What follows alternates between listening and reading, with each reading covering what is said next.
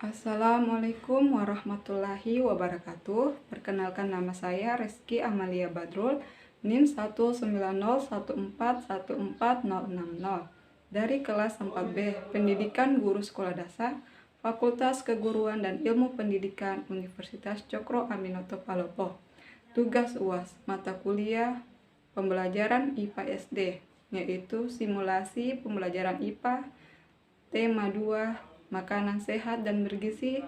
Subtema 2, manfaat makanan sehat dan bergizi. Pembelajaran ke-6, kelas 4 semester 2. Terima kasih.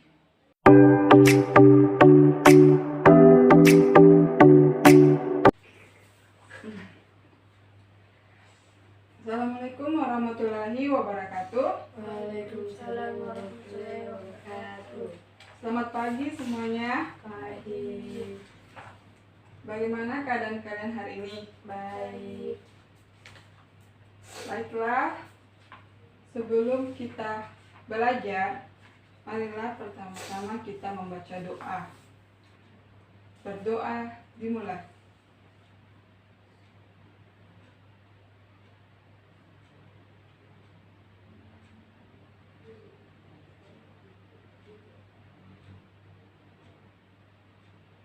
Selesai.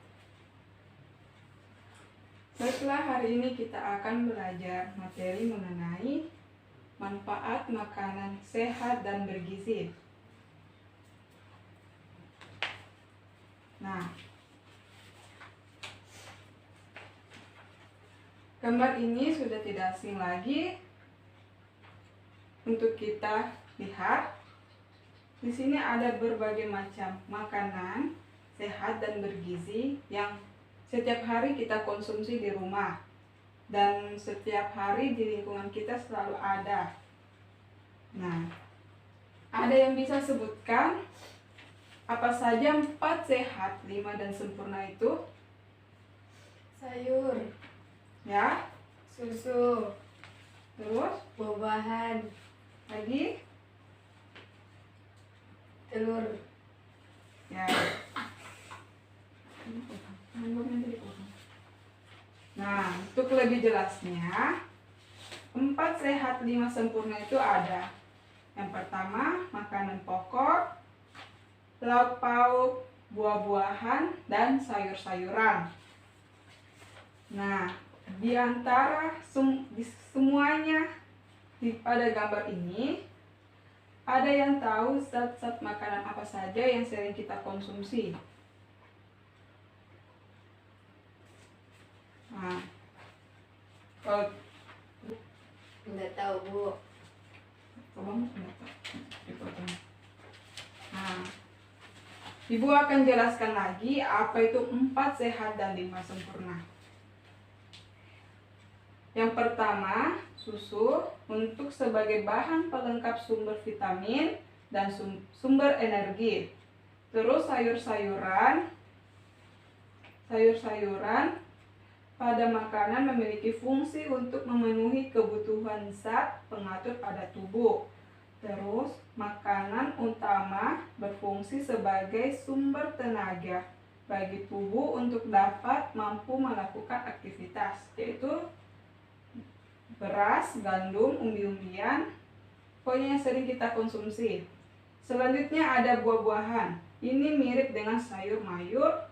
Buah-buahan pada makanan memiliki fungsi untuk memenuhi kebutuhan zat pengatur pada tubuh. Dan gambar selanjutnya adalah lauk pada makanan. Memiliki fungsi untuk memenuhi kebutuhan zat pembangun pada tubuh.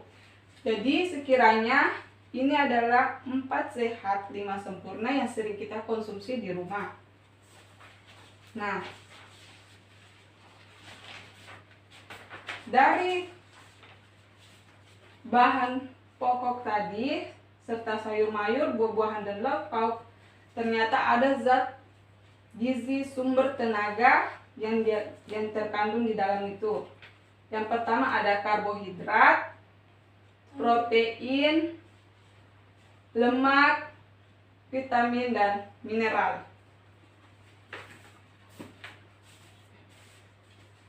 Mengenai karbohidrat,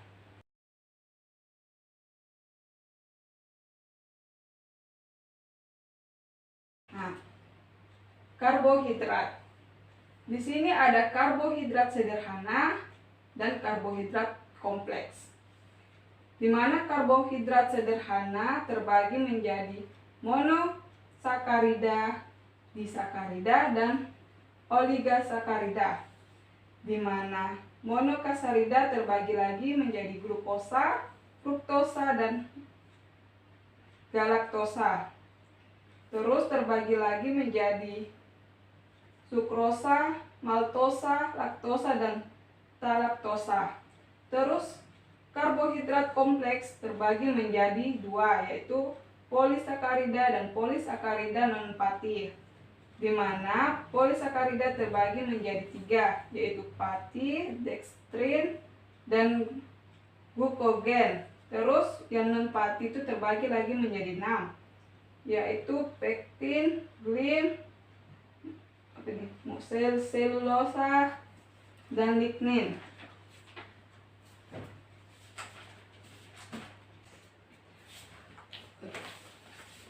Tadi kita sudah mengetahui jenis-jenis karbohidrat.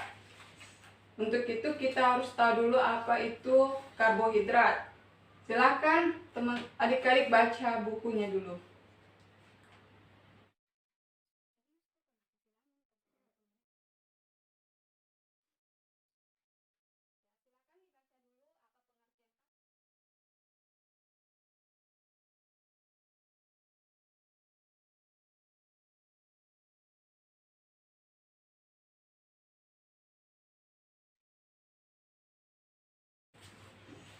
Baik, sudah dibaca? Sudah. Jadi kalian sudah tahu apa itu pengertian karbohidrat, protein, lemak, vitamin, dan mineral. Jadi di sini Ibu akan menjelaskan apa itu lemak. Jadi jenis lemak itu ada terbagi menjadi 3, yaitu lemak jenuh adalah lemak yang terdapat dalam daging merah, keju, mentega, minyak kelapa, dan minyak kelapa sawit. Konsumsi lemak jenis ini akan meningkatkan kolesterol dalam darah, terutama meningkatkan LDL. Sebagian besar lemak jenuh cenderung padat. Pada suhu kamar, lemak jenuh mudah dikenali dari bentuknya yang padat seperti lilin dan banyak ditemukan pada produk yang berasal dari hewan. Lemak tak jenuh. Jenis lemak ini umumnya berwujud cair pada suhu ruangan, namun dapat berubah menjadi padat jika disimpan pada lemari pendinginan. Banyak ditemukan pada bahan nabati seperti minyak sayur. Selanjutnya, lemak trans merupakan lemak sintesis yang dibuat selama pengolahan makanan dan merupakan substansi lemak yang tidak sehat. Trans fatty acid merupakan jenis lemak tak jenuh, dapat berubah berupa monosaccharide atau polysaccharide terdapat dalam makanan yang diawetkan. Dan ada kolesterol, banyak terdapat pada lobster, udang, dan hati, termasuk telur, daging, dan produk susu. Di dalam tubuh, lemak jenis ini dapat meningkatkan kadar kolesterol. Selanjutnya, kita akan bahas protein. Jadi, protein terbagi menjadi asam amino esensial dan asam amino non-esensial. Kita masuk di vitamin. Vitamin terbagi menjadi 2, yaitu vitamin larut di air dan vitamin larut di lemak.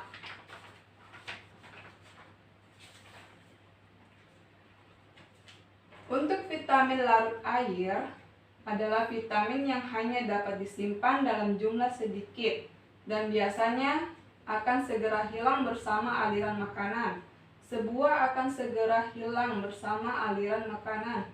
Sebagian besar vitamin larut air merupakan komponen sistem enzim yang banyak terlibat dalam membantu metabolisme energi. Vitamin larut air biasanya tidak disimpan dalam tubuh dan dikeluarkan melalui urin, disimpan dalam tubuh dalam jumlah kecil. Oleh sebab itu, vitamin larut air perlu dikonsumsi setiap hari untuk mencegah kekurangan yang dapat mengganggu fungsi tubuh normal. Vitamin larut air dikelompokkan menjadi vitamin C dan vitamin B kompleks. Sedangkan vitamin larut lemak, yaitu vitamin A, D, E, dan K adalah vitamin yang larut dalam lemak. Vitamin ini bersirkulasi dalam darah dan disalurkan ke jaringan dalam keadaan larut sebagai lipid. Setiap vitamin larut dalam lemak dan yang melebihi kebutuhan tubuh akan disimpan dalam lemak tubuh. Karena tempat penyimpanan memungkinkan sejumlah besar vitamin ditumpuk dalam tubuh, risiko yang sangat besar terjadi adalah keracunan. Nah, mengenai vitamin tadi, ini dia zat gizi sumber vitamin. Tadi vitamin larut air ada vitamin D, vitamin C, sedangkan larut lemak ada vitamin A, vitamin D, vitamin E, dan vitamin K. Nah, Ibu akan jelaskan satu-satu. Untuk vitamin A, berfungsi sebagai menjaga kesehatan gigi, tulang, mata, kulit. Dan yang sering dikonsumsi itu ada wortel, brokoli, kangkung, bayam, ubi jalar, kayu, telur, dan susu. Terus yang menyebabkan vitamin A ini kekurangannya itu dapat menyebabkan mata kering, kulit kering, dan susah hamil. Terus untuk vitamin B berfungsi untuk melindungi jantung. Terdapat pada beras merah, gandum, jeruk, dan kentang, dan lain-lain. Kekurangannya itu bisa menyebabkan sembelit pada perut, hilangnya nafsu makan. Terus B kompleks itu ada B1, B2, B3, B4, B5, B6, dan B7 serta B12. Di mana B1 itu berfungsi untuk membantu pertumbuhan dan memproduksi sel darah merah dan terdapat pada telur, ikan, daging, yogurt, pisang. Dan kekurangannya itu dapat memperedam lidah, kulit kering, dan bibir pecah-pecah. Terus untuk B3, vitamin B3 itu untuk menjaga kesehatan kulit dan saraf pada otak. Dia sering didapat pada dada ayam, dada sapi, dan bahan makanan lainnya. Untuk B5 berfungsi untuk memproduksi hormon dan kolesterol. Ini dijumpai pada gandum, daging, dan alpukat. Terus untuk B6 menjaga fungsi otak kita, di mana sering dijumpai itu di sayur-sayuran, kacang-kacangan, dan lain-lain. Dan B7 membantu penyerapan protein dan karbohidrat. Terdapat pada telur, hati ayam, wortel, dan lain-lain. Terus B8 berfungsi untuk pembentukan sel darah merah dan produksi DNA. Ini sering terdapat pada buah-buahan. Terus untuk B12 menjaga fungsi sistem saraf pusat, di mana itu kita memakan daging unggas, telur, susu. Kita lanjut di vitamin B12, yaitu menjaga fungsi sistem saraf pusat. Dan ini sering dijumpai pada kita konsumsi daging unggas, telur, susu, dan lain-lain. Terus vitamin C. Vitamin C ini sering kita konsumsi setiap hari, yaitu fungsinya itu menjaga kesehatan gigi dan gusi. Sering dijumpai di buah-buahan yang sering kita minum seperti jus jeruk, pepaya, dan buah-buahan lainnya. Vitamin D membantu tubuh menyerap kalsium. Ini sering kita konsumsi pada ikan berlemak, hati sapi, dan gandum. Terus untuk vitamin E, melindungi sel-sel tubuh dari kerusakan. Ini sering kita konsumsi pada sayuran berdaun hijau, kacang-kacangan, dan lain-lain. Terus untuk vitamin K, vitamin yang terakhir ini menjaga kesehatan tulang dan jantung kita. Kekurangannya itu resikonya pada osteoporosis. Ada yang tahu osteoporosis itu apa? Tidak ya, osteoporosis itu terjadi pada kerusakan pada tulang kita. Itu yang dibilang osteoporosis. Dan ini sering dijumpai pada buah-buahan seperti kiwi, alpukat, dan sayuran berwarna hijau.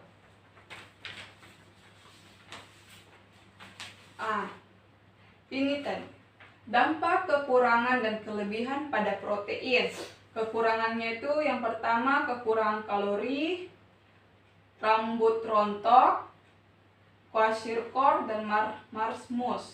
Kelebihannya, protein secara berlebih tidak menguntungkan bagi tubuh. Makanan yang tinggi protein biasanya tinggi berlemak sehingga dapat menyebabkan obesitas. Kelebihan protein tidak baik karena dapat mengganggu metabolisme protein di hati kita. Ginjal pun akan terganggu tugasnya karena bertugas membuang hasil metabolisme protein yang tidak terpakai. Ini kelebihan dan kekurangan pada protein. Untuk dampak kelebihan dan kekurangan pada lemak, yaitu kelebihannya obesitas, kerusakan dinding arteri, sembelit, kolesterol tinggi. Nah, ini kolesterol tinggi ini sering sekali terjadi pada dewasa hingga manula. Terus kekurangannya rendahnya penyerapan vitamin larut dalam lemak seperti vitamin A, vitamin D, vitamin E, dan vitamin K. Karena keempat vitamin ini adalah vitamin larut lemak, sehingga untuk sampai ke seluruh tubuh mereka membutuhkan lemak sebagai pengangkutnya. Lemak yang ada di dalam tubuh merupakan sumber produksi panas, sehingga kekurangan lemak akan menyebabkan kedinginan. Jadi, apapun yang kita konsumsi setiap hari perlu diperhatikan porsinya. Jangan sampai kita mengalami seperti salah satu kekurangan dari lemak protein itu terjadi obesitas, osteoporosis. Nah, silakan dibaca-baca lagi mengenai 4 sehat dan 5 sempurna.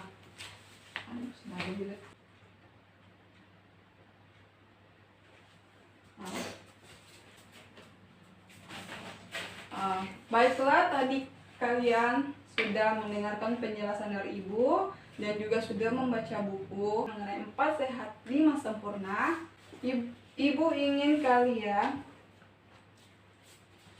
membuat kesimpulan yang telah kita pelajari hari ini.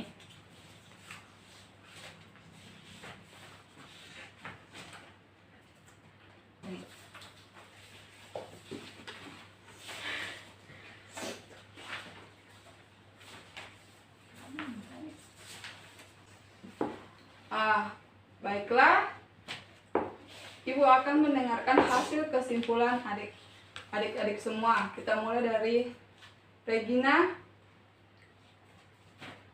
Apa yang dapat kamu simpulkan pada pelajaran hari ini? Kesimpulan saya yaitu begini Bu, zat gizi sumber tenaga itu terbagi menjadi ada berbagai macam karbohidrat, protein, lemak, vitamin, dan mineral. Kita selanjutnya Saudari Sri untuk memberikan hasil kesimpulannya. Kesimpulan saya yaitu zat gizi sumber vitamin yang dimana vitamin terbagi menjadi 2, yaitu vitamin larut air dan vitamin larut lemak, yang dimana vitamin larut air terbagi menjadi 2, yaitu vitamin B dan vitamin C, sedangkan vitamin larut lemak terbagi menjadi 4, yaitu vitamin A, vitamin B, vitamin E, vitamin K. Jadi kalian sudah memberikan kesimpulan. Nah, ini adalah salah satu dampak kekurangan dari vitamin C. Nah, lihat, kalian bisa melihat gambar di sini. Di sini ada seperti sariawan dan Gusi gusi berdarah. Mungkin setiap orang mengalami kekurangan vitamin C pada gambar ini. Hampir semuanya bisa merasakan. Dimana itu sariawan, terus gusi berdarah, itu akibatnya karena kita kekurangan vitamin C.